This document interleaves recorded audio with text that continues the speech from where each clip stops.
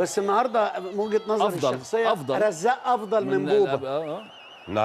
النهارده رزاق افضل من بوبا. بوبا ما خدش حريه من خط ظهر فريق نادي الزمالك.